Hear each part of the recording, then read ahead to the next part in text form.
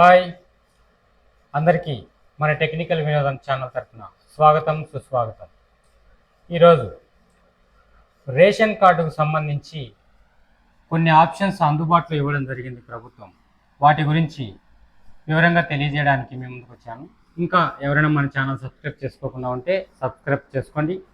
అలాగే మన వీడియోని కూడా లైక్ చేయండి. లైక్ చేయడం ద్వారా మరో 10 మందికి వీడియో పంపబడుతుంది. వాళ్ళకు కూడా మేలు జరుగుతుందని ఆశిస్తున్నాను. ఇక రేషన్ కార్డుకు సంబంధించి ప్రస్తుతం అందుబాటులో ఉన్న ఆప్షన్స్ ఏమిటి, అదేవిధంగా ఎటువంటి సమస్యల గురించి సచివాలయాలకు వెళ్ళడం జరుగుతోంది, వాటి గురించి క్లియర్గా చెప్పడానికి నేను మీ ముందుకు వచ్చాను. ఏపీలో రేషన్ కార్డుకు సంబంధించి ప్రస్తుతం ముఖ్యమైన కొన్ని ఆప్షన్స్, ఏవైనా మార్పులు చేర్పులు చేసుకోవాలంటే అటువంటి కొన్ని ఆప్షన్స్ను కల్పించడం జరిగిందనమాట. తద్వారా రేషన్ కార్డుదారులకు రేషన్ కార్డుకు సంబంధించినటువంటి అన్ని సమస్యలు తీరిపోయి కొత్త రేషన్ కార్డు కూడా మంజూరయ్యే అవకాశం కూడా ఉందన్నమాట. ప్రస్తుతం గ్రామ వార్డు సచివాలయాలకు సంబంధించి ఒక 5 రకాల రేషన్ కార్డులకు సంబంధించి ఒక 5 రకాల మార్పులు చేర్పులకు సంబంధించి రేషన్ కార్డులో ఏవైనా మార్పులు చేర్పులున్నా చేసుకునే దానికి అవకాశం ఇచ్చిందనమాట. అవి ఏమని ఇప్పుడు చూద్దాం రండి.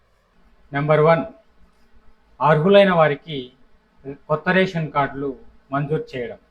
నెంబర్ 2, రేషన్ కార్డులో ఇంకా ఎవరైనా సభ్యుల్ని యాడ్ చేసుకోకుండా ఉంటే యాడ్ చేసుకునే అవకాశాన్ని కల్పించింది. ఇంకా ఎవరన్నా యాడ్ చేసుకోకపోతే కంపల్సరీ చేసుకోండి. నెంబర్ 3, రేషన్ కార్డులో సభ్యులను తొలగించడం. ఆల్రెడీ నేను 2-3 వీడియోలు కూడా చేయడం జరిగింది. ఎవరైనా చనిపోయిన వాళ్ళు ఉంటే డెత్ సర్టిఫికేట్ ప్రొడ్యూస్ చేసి కంపల్సరీ వాళ్ళ పేరును డిలీట్ చేయండి. మరో విధం, మీ ఇంట్లో ఎవరైనా కానీ మైగ్రేషన్ మీద విదేశాలకు కానీ పక్క రాష్ట్రాలకు కానీ జాబ్స్కి వెళ్ళినా, ఇంకా ఏవైనా పనుల మీద వాళ్ళు బయటకు వెళ్ళి అక్కడే ఉండిపోయి ఉంటే రాకోకుండా అటువంటి వాళ్ళ పేర్లు కానివ్వండి డిలీట్ చేసుకునే అవకాశం ఉంది. అది నెంబర్ 3. ఇక నెంబర్ 4, రేషన్ కార్డును సరెండర్ చేయడం. రేషన్ కార్డును సరెండర్ చేయడం అన్నమాట. నెంబర్ 5, రేషన్ కార్డులో వివరాలను సరిచేసుకోవడం. ఆల్రెడీ గత వీడియోలో కూడా చెప్పడం జరిగింది. రేషన్ కార్డులో ఏమైనా కానీ పేర్లు కానివ్వండి, వయసు కానివ్వండి, ఇంకా ఏవైనా అడ్రస్ చేంజ్ కానివ్వండి, అటువంటి ఏమైనా వివరాలు కనుక ఉంటే అవి కూడా సెర్చ్ చేసుకునేదానికి అవకాశం వచ్చిందని ఆల్రెడీ వీడియో కూడా చేయడం జరిగింది. అది కూడా ఏమన్నా ఉంటే సమస్యలు రేషన్ కార్డు సంబంధించి సెర్చ్ చేసుకోండి. ఈ 5 ఆప్షన్లను ఇవ్వడం జరిగిందనమాట. అదేవిధంగా రేషన్ కార్డు జారీ ప్రక్రియ మరియు సవరింపుల ప్రక్రియను మరింత సులభతరం చేసి గతంలో మరింత సులభతరం చేసిందనమాట. అది ఏ విధంగా అంటే, గతంలో విఆర్ఓ లాగిన్లో కూడా అప్రూవల్ చేసిన తర్వాత మాత్రమే ఎంఆర్ఓ అంటే తహసీల్దార్ ఆమోదానికి వెళ్ళటం జరిగేది. ఇప్పుడు ఆ విధంగా లేకోకుండా కేవలం విఆర్ఓ రికమెండేషన్ మీదనే, ఓన్లీ విఆర్ఓ రికమెండేషన్ మీదనే మీరు ఏదైనా కానీ రేషన్ కార్డు సంబంధించి అప్లై చేసుకుంటే అది నేరుగా విఆర్ఓ రికమెండేషన్ మీదనే డైరెక్ట్గా తహసీల్దార్ ఆమోదానికి వెళ్ళడం జరుగుతుందన్నమాట. చాలా సింపుల్గా వెళ్తుంది.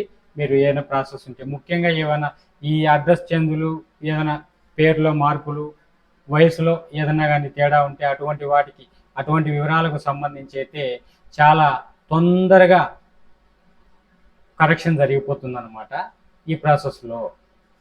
ఇప్పటికే రాష్ట్ర వ్యాప్తంగా అన్ని జిల్లాల్లో ఈ ఆప్షన్ అందుబాటులో ఉంది.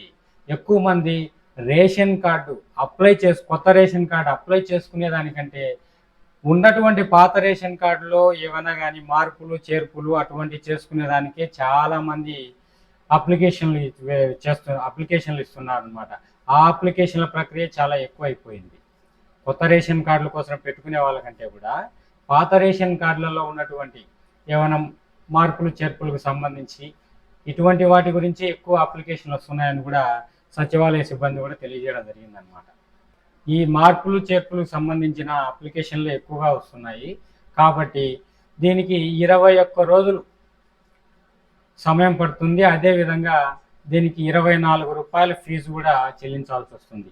ఇప్పుడు ఎవరైతే వాళ్ళు ఈ మార్పులు చేర్పులు కానివ్వండి, ఇంకా ఏమైనా ఒక వ్యక్తిని తొలగించడం కానీ, యాడ్ చేయడం కానీ, లేదంటే కొత్త రేషన్ కార్డు అప్లై చేసుకోవడం కానీ, ఇటువంటివన్నిటికి కూడా 21 రోజు 3 వారాలు టైం పడుతుంది. దీనికి ఫీజు వచ్చి రూ. 24 కట్టాలి. ఇది ఫ్రెండ్స్ నేను చెప్పాలనుకున్న విషయం. ఇంకా ఎవరైనా మన ఛానల్ని సబ్స్క్రైబ్ చేసుకోకుండా ఉంటే తప్పకుండా సబ్స్క్రైబ్ చేసుకోండి. అదేవిధంగా మన వీడియోని కూడా లైక్ చేయండి. ఇంతసేపు ఓపికగా విన్నందుకు, చూసినందుకు అందరికీ ధన్యవాదాలు ఫ్రెండ్స్.